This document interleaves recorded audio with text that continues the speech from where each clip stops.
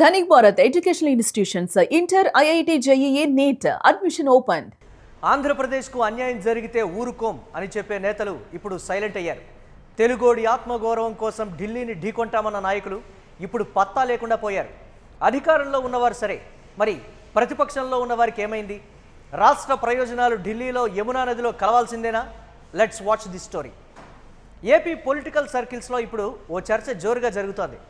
ఢిల్లీకి గులాంగిరికి ముగ్గురు ముఖ్యులు పోటీ పడుతున్నారు.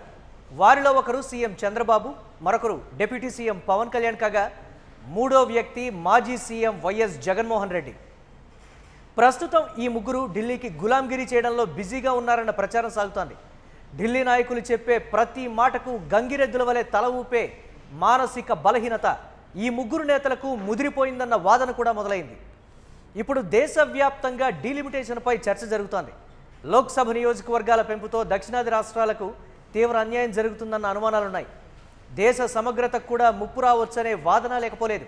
ఇది గుర్తించే 1976లో ఇందిరమ్మ, 2001లో వాజ్పేయి లోక్సభ స్థానాలపై పెంపుపై ముందడుగు వేయలేదు. కానీ నరేంద్ర మోదీ, అమిత్ షా ద్వయం అలాంటి ముందు చూపు ఉన్న నేతలు కాదన్న వాదన ఉంది.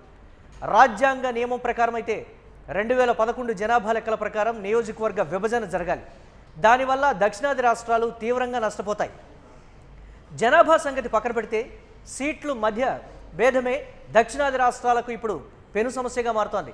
డీలిమిటేషన్ జరిగిన తర్వాత ఒక పార్టీ అధికారంలోకి రావాలంటే కేవలం 6 రాష్ట్రాలు చాలు. ఢిల్లీలో పాగా వేయొచ్చు. అంటే ఆ 6 రాష్ట్రాలే కింగ్ మేకర్స్. కొత్త లోక్సభలో 850 వరకు సభ్యులు ఉండాలనే నియమం ప్రవేశపెడుతున్నారు.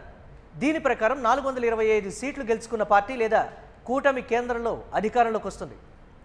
జనాభా లెక్కల ప్రకారం సీట్ల సంఖ్య పెంచితే ఉత్తరప్రదేశ్, బీహార్, మధ్యప్రదేశ్, మహారాష్ట్ర, రాజస్థాన్, గుజరాత్ రాష్ట్రాల్లో సీట్లు గెలుచుకుంటే చాలు, మెజారిటీ వచ్చేస్తుంది. దక్షిణాది రాష్ట్రాల్లో గెలిచే ఎంపీలకు ప్రభుత్వంలో పాత్ర ఉండదు. నిధులైనా, ప్రాజెక్టులైనా, సంస్కృతిపరమైన శాసనాలైనా, భాషకు సంబంధించిన విధానాలైనా 6 ఉత్తరాది రాష్ట్రాల వారు ఏమనుకుంటే అది జరుగుతుంది. దక్షిణాది రాష్ట్రాలు శాశ్వతంగా సవతి తల్లి ప్రేమకు బలి కావాల్సి వస్తుంది.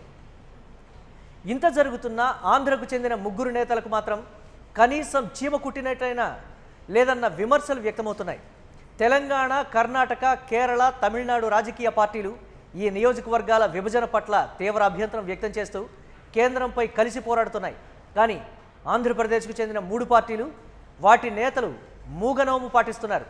మాకు అన్యాయం జరుగుతోంది మహాప్రభు అని సవినయంగా విన్నవించడానికి కూడా వీరికి సాహసం చేయడం లేదన్నటువంటి ఆరోపణలు వస్తూ ఉన్నాయి.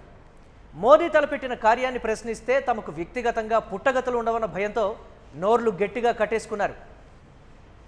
చంద్రబాబు, పవన్ కళ్యాణ్లు బీజేపీతో జట్టు కట్టి ఉన్నారు కాబట్టి మాట్లాడలేకపోతున్నారు అనుకుందాం. కానీ జగన్మోహన్ రెడ్డికి ఏమైంది? వీరందరికీ దేశం కంటే, రాష్ట్రం కంటే, ప్రజల కంటే, భవిష్యత్తు కంటే తమ రాజకీయ ప్రయోజనాలు, తమ కేసులు, తమ భయాలు ముఖ్యమైపోతున్నాయన్న విమర్శలు వస్తున్నాయి. ఇప్పటికైనా వీరు మౌనం వీడాలని, రాష్ట్ర ప్రయోజనాల కోసం పోరాడాలని ఏపీ ప్రజలు కోరుతున్నారు.